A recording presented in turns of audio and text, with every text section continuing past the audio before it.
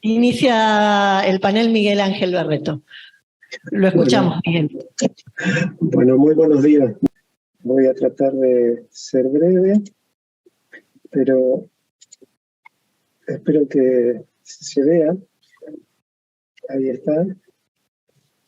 Voy a comenzar con algunos datos estructurales, ¿sí? Básicamente cómo aparece reflejado el problema de la vivienda en los datos del censo de la Argentina.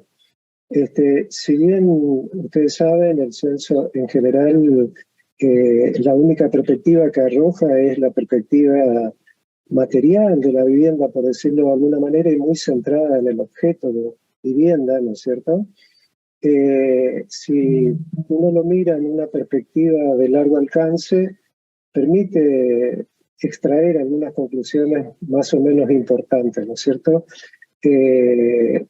Y una de esas conclusiones que son importantes de destacar es que en la Argentina, por más que los últimos datos censales sean de 2010 con respecto al déficit de vivienda, en la Argentina hay un déficit estructural que se arrastra de aproximadamente 1960, o por lo menos desde que hay registros censales similares y comparables, ¿no es cierto?, con respecto a la vivienda. Es decir, que aproximadamente en 50 años, hasta el 2010, el déficit ha permanecido estable en torno a unos 3 millones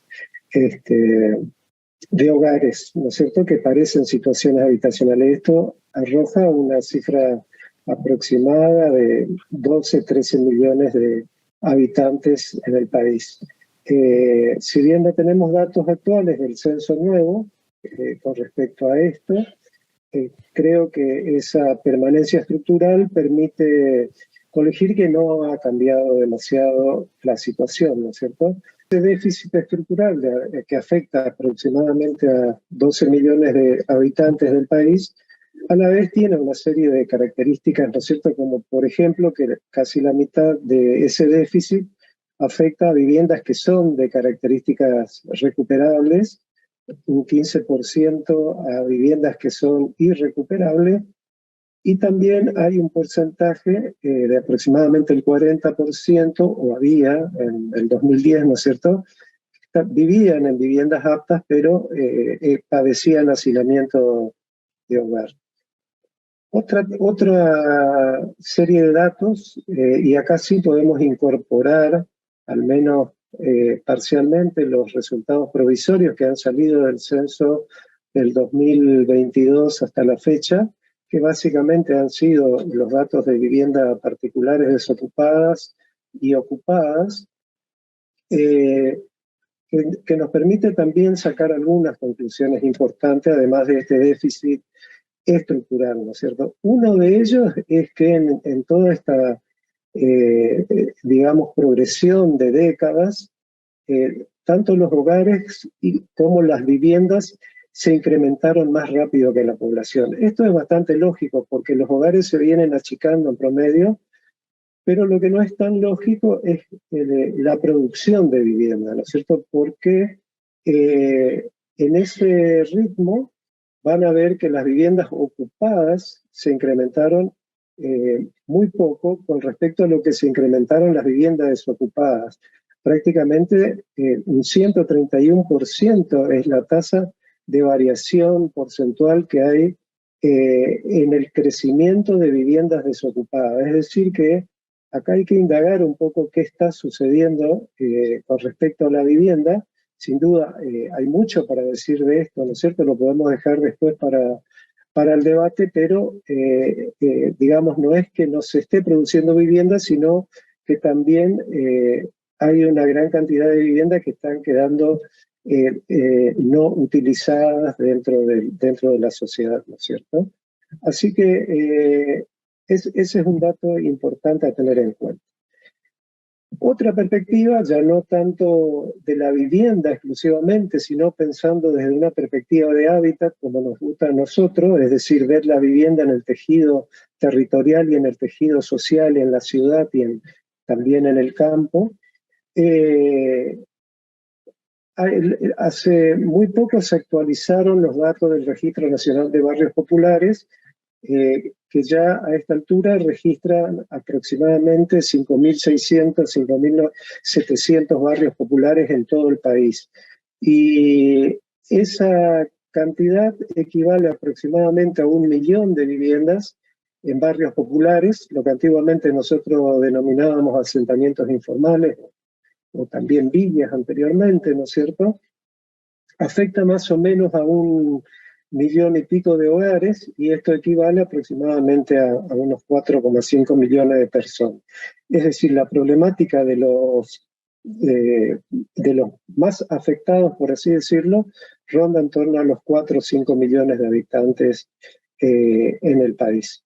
Aunque también acá hay que señalar que este relevamiento está en construcción y no necesariamente es un censo universal acabado, ¿no es cierto? Es probable que la población en estas condiciones y en esta situación sea bastante mayor que la que hasta ahora viene registrando el RENAVAP, que viene haciendo una construcción lenta y progresiva de datos, ¿no es cierto? Otra cuestión que a mí me interesa y que un poco nosotros estudiamos ya desde una perspectiva un poco más compleja del territorio, es la situación que nosotros llamamos de áreas urbanas deficitarias, ¿no es cierto? Que en realidad son todas las periferias de las ciudades en la Argentina que han tenido un crecimiento bastante deficitario desde el punto de vista de la integración al territorio y particularmente de constar con los servicios, las infraestructuras y calidad de vivienda adecuada. Acá yo muestro simplemente una fotografía satelital de un área urbana del Gran Resistencia que nosotros hemos estudiado hace algunos años, donde se puede apreciar la convivencia de un barrio cerrado, exclusivo, un barrio parque, con cancha de golf, etcétera, etcétera, rodeada de asentamientos informales, barrios populares o populosos barrios de la política pública de vivienda, y todo esto separado por un conjunto de barreras materiales, ¿no es cierto?, de vallas, de alambradas, donde no hay prácticamente ningún tipo de integración territorial, y es un territorio lo que nosotros llamamos altamente fragmentado, ¿no es cierto?, donde la fragmentación no solamente física, por los muros y las vallas que dividen, o los accidentes naturales, ¿no es cierto?, sino también particularmente es muy fuerte la división de las barreras simbólicas que categorizan, que diferencian, que marginan a unas poblaciones de otras de acuerdo a los estratos sociales, ¿no es cierto? Entonces, este es un poco el territorio real de nuestras periferias en toda la Argentina, y sin duda hay un relevamiento que realizó las Naciones Unidas ya por el 2003 aproximadamente, que caracteriza este territorio de áreas urbanas deficitarias ya en una cantidad mucho mayor. Prácticamente 1/3 de la población argentina estaría habitando estos territorios fragmentados, ¿no es cierto? Por lo tanto, esta perspectiva ya es bastante más compleja, ¿no? Yo le agregaría a eso otras problemáticas, como por ejemplo la distribución entre lo que son las diferentes provincias o el territorio nacional. Acá en el NEA, donde nosotros estudiamos y trabajamos, o en el NOA, el déficit es prácticamente el doble porcentualmente de lo que es en el resto del país. El déficit estructural es mucho mayor. Por otro lado, otra característica que hay que tener en cuenta es las poblaciones rurales. Prácticamente el 80% del hábitat rural es deficitario. Y bueno, creo que ahí está Florencia y hay gente que sabe mucho más que yo de las cuestiones, de las problemáticas de la vivienda en alquiler, o también de las cuestiones que tienen que ver con las desigualdades de género de las minorías, ¿no es cierto? Las poblaciones aborígenes prácticamente viven en un 100% situación de déficit habitacional. Bueno, ¿qué ha hecho el Estado, qué ha hecho la política pública durante todo este periodo? ¿Cierto? Yo generalmente me centro a partir de la historia del FONAVI, porque es cuando se estructuró una política a nivel federal en todas las provincias del país y con un presupuesto centralizado a partir de una ley, ¿no es cierto? Porque obviamente hubo políticas habitacionales anteriormente, eso es imposible de soslayar, ¿no es cierto? Pero que tuvo una estructuración territorial a nivel nacional, digamos, se va a dar a partir recién de 1976, cuando la dictadura militar pone en marcha una ley que había sido creada durante el gobierno del peronismo en el año, o fines de 1972-73, ¿no es cierto?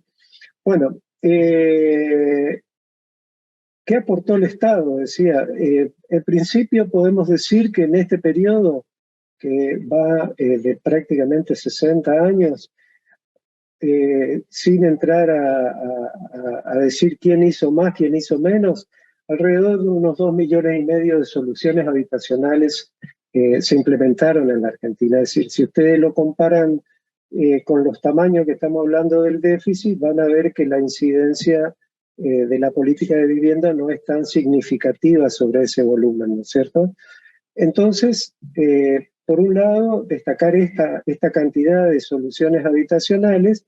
Por otro lado, un poco el enfoque que ha tenido, o los enfoques que han tenido esta política, ¿no es cierto? Por un lado, lo que todos sabemos, el subsidio tradicional de las viviendas nuevas que construye el Estado a través de empresas constructoras, ¿no es cierto?, orientado fundamentalmente a la población que tiene ciertos ingresos como para poder pagar una cuota mínima de vivienda. Desde los años 90 en adelante, desde las primeras reformas del Estado, digamos, dentro de la democracia, también se realizaron políticas de mejoramiento habitacionales para atender un poco más la problemática de los barrios populares o el déficit cualitativo. Desde el 2003 en adelante, esto es ya con la etapa del kirchnerismo, también comenzaron a participar las cooperativas de vivienda y las organizaciones sociales en la producción del hábitat. Y una cuestión acá importante también a destacar es la primera etapa del programa Procrear, más o menos en el 2009-2010, ¿no es cierto?, que comenzó a aportar una solución de vivienda bastante interesante para las clases medias, desde el punto de vista crediticio, que recuperó un poco el espíritu del viejo Banco Hipotecario Nacional, ¿no es cierto? Sin duda lo que representó un quiebre y una nueva etapa en la política de vivienda es el régimen de integración sociourbana que se aprobó en el 2018 por ley y hace poco fue actualizado a través de la ley 27.694. ¿Y por qué representa un salto cualitativo? Bueno, porque definitivamente se dedica o está orientado a corregir los problemas de los barrios populares desde una perspectiva de integración territorial, ¿no es cierto? La ley definió a la integración sociourbana un poco como está puesta en la presentación, ¿no es cierto?, a la mejora y ampliación del equipamiento y de la infraestructura de los barrios, el acceso a los servicios, el tratamiento de los espacios libres y públicos, la eliminación de barreras urbanas, la mejora en la accesibilidad y conectividad, el saneamiento y mitigación ambiental, el fortalecimiento de actividades económicas familiares, el redimensionamiento parcelario, la adquisición de tierras para el nuevo suelo urbano, la seguridad en la tenencia y la regularización dominial. Sin duda acá hay un enfoque totalmente diferente que nosotros hemos desde hace mucho tiempo pedido, digo nosotros, digo el sector académico, ¿no es cierto?, que trabaja estas problemáticas, y lo plantea desde una perspectiva de acciones progresivas, integrales, participativas, con enfoque de género, diversidad. Sin embargo, dos cuestiones quiero señalar ahí. Por un lado, que en la ley no aparece muy mencionada la problemática en sí de la vivienda, más de la urbanización, ¿no es cierto? Y por otro lado, por ahí tampoco se hace demasiado énfasis en la sostenibilidad ambiental, A pesar de que esto en la Secretaría o Subsecretaría de Integración Sociourbana se está comenzando a trabajar las problemáticas, ¿no es cierto? ¿Por qué comento esto? Porque esta experiencia de los programas de integración sociourbana que en América Latina se han venido experimentando desde los 90 en adelante, ya tienen cierta enseñanza o han dejado cierta enseñanza, ¿no es cierto? El caso de Brasil con Favela Barrio y después toda la política que implementó el gobierno de Lula, o el caso de las políticas en Colombia de integración sociourbana, son interesantes desde el punto de vista de lo que han corregido y de los problemas que han dejado, ¿no es cierto? O están dejando. Acá hago un poco utilización de algunos aportes de una colega brasileña, María de Lourdes Joaquín. Ella habla de una etapa de nueva pobreza en los barrios donde se intervinieron con los programas de integración sociourbana, ¿no es cierto? Sobre las obras realizadas aparecieron nuevas construcciones, digamos, precarias, o en el caso de Medellín, por ejemplo, sectores que quedaron afuera de los procesos de integración directamente no fueron incluidos, ¿no es cierto? Entonces, creo que acá hay una enseñanza importante a tener en cuenta para esta nueva etapa en Argentina. ¿Dónde está el problema, en definitiva, ¿no es cierto? Esa es un poco la cuestión. Para nosotros, sin duda, el problema es un problema del modelo de desarrollo.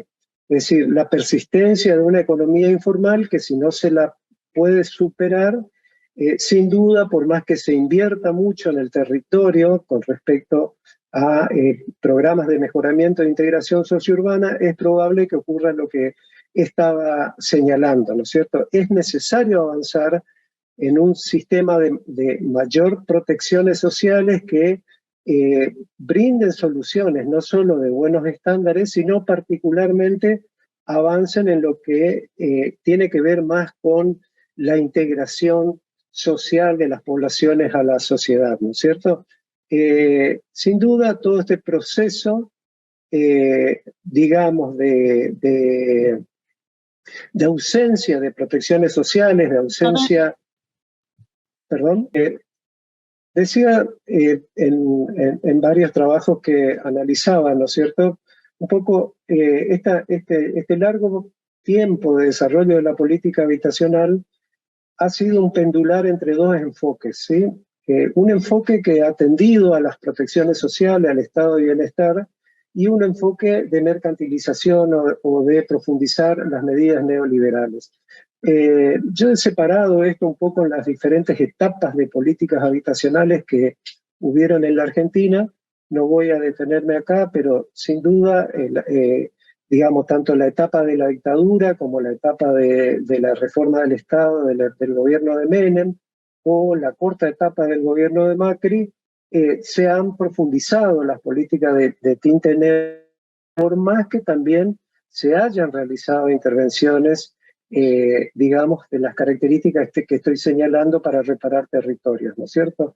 Y en cambio, las políticas de protección de derechos, que son un poco las que a nosotros nos ilustra cómo debería ser el futuro de las políticas, han tenido todavía, digamos, no una incidencia tan fuerte y han estado permeadas de alguna manera por procesos, digamos, de neoliberalización o de mercantilización de la vivienda, ¿no es cierto? Entonces, básicamente usamos mucho, o yo he propuesto hace ya bastantes años el concepto de hábitat digno para caracterizar cómo deben ser estas relaciones y particularmente pensar no solamente la integración física del déficit habitacional al territorio, sino particularmente esto tiene que estar acompañado de los factores que hacen a la integración social, el trabajo decente, la salud, la educación, la seguridad, ¿no es cierto? Son ejes estructurantes que deberían formar parte en un todo con las políticas de intervención territorial. En el 2018 escribí un trabajo para Brasil justamente sobre el futuro deseado de las políticas habitacionales, sobre esto que estamos reflexionando, y con esto cierro, ¿no es cierto? Básicamente, ¿cómo debería ser ese futuro? Bueno, en principio capitalizar todas las enseñanzas que han dejado las políticas hasta hoy, ¿no es cierto? Avanzar en el mejoramiento de barrios con objetivo de integración física, pero fundamentalmente social, y con enfoque integral de soluciones dignas, adecuadas, de estándares adecuados, digamos, que contribuyan siempre a consolidar una ciudadanía plena. Hay que abandonar definitivamente los postulados neoliberales. La vivienda en el nivel social no es una mercancía, debería ser un servicio social, por lo tanto hay que avanzar en el proceso de desmercantilización del acceso y también de la producción, ¿no es cierto? Así que un poco esto es fundamentalmente el enfoque que debería, a nuestro modo de ver, tener una política habitacional hacia el futuro. Bueno, eso es